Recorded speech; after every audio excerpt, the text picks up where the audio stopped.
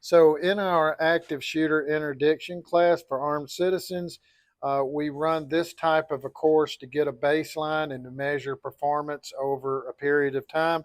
I've got my actual carry gun. It's a little bit smaller, but that's the gun I'll have on me.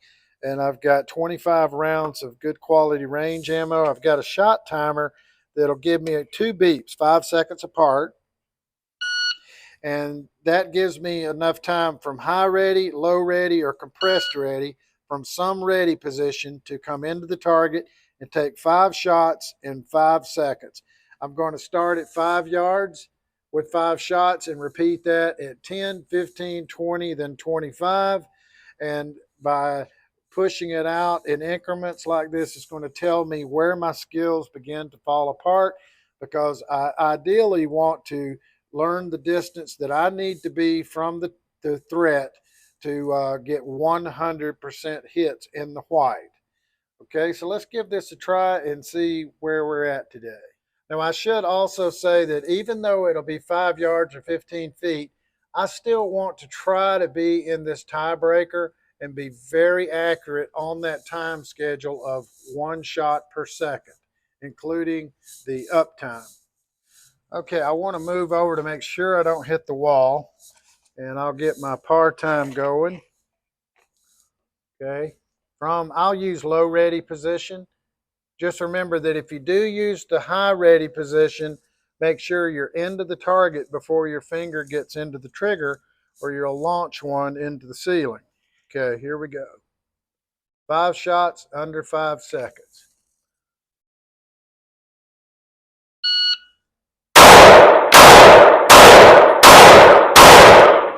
Okay, and that works out pretty good. That was 4:13, so I was a little bit ahead of schedule. And just to check, minus my mechanical offset, I am tearing pretty much one ragged hole there at 5 yards. So I should be able to get quite a good ways in this before I start dropping shots. So here we are at 10 yards, and I'm going to try to run the trigger as smoothly and evenly as possible with a cadence, and 1 and 2 and 3, and I try to keep it on that same 5 second par time. Okay, here we go.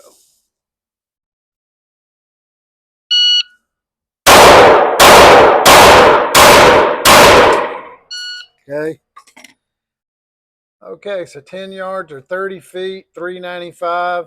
I'm pretty much double the width of that. So I'm right on track there. And now let's go to 15 yards or 45 feet.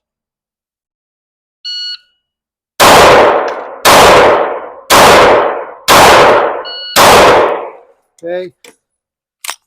Went a little bit over on the time. 5:32, but I'm okay with that. Let's take a look, see what we got. Okay, so you see where we started at 5 yards. We opened up a little at 10, opened up just a little bit more at 15, but we're right on track for a pretty good score. Now, I'm not scoring these individual point rings. I'm really just trying to get every shot inside or breaking the white area. That will be a pass.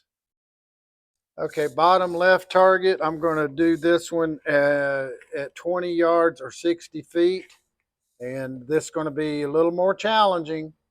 I've really got to smooth that trigger out to get them all in the white.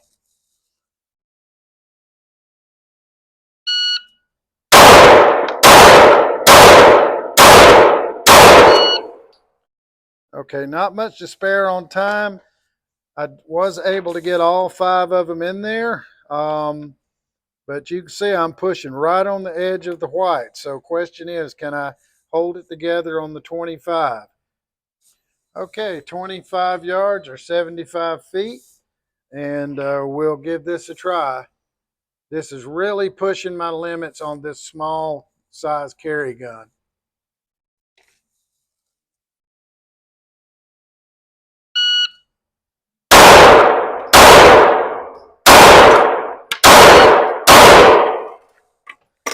Okay, not a very good cadence. I went overtime, 572, but let's just see what we've got. Okay, so it was 572 at the 75 feet, 25 yards, but that's a pretty aggressive pace. I did get four. Well, let's see. I got three out of the five in the white. One was just barely out, and this is the one that caused me to hesitate because my grip was not quite as good, and I sort of paused so I could get them back on track.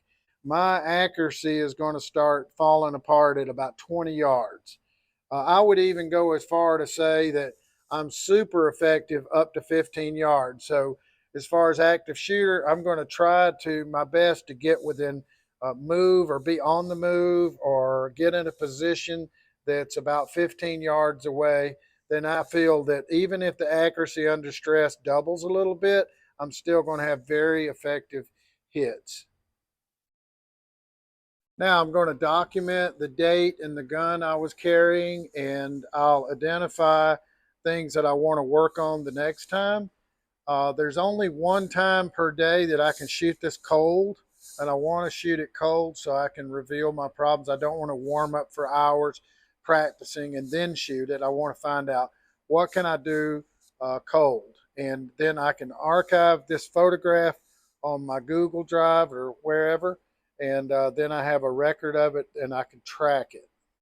And another great thing, I've only used a half a box of ammo, so when I come back, I'll use the other half with another cold test on a fresh day.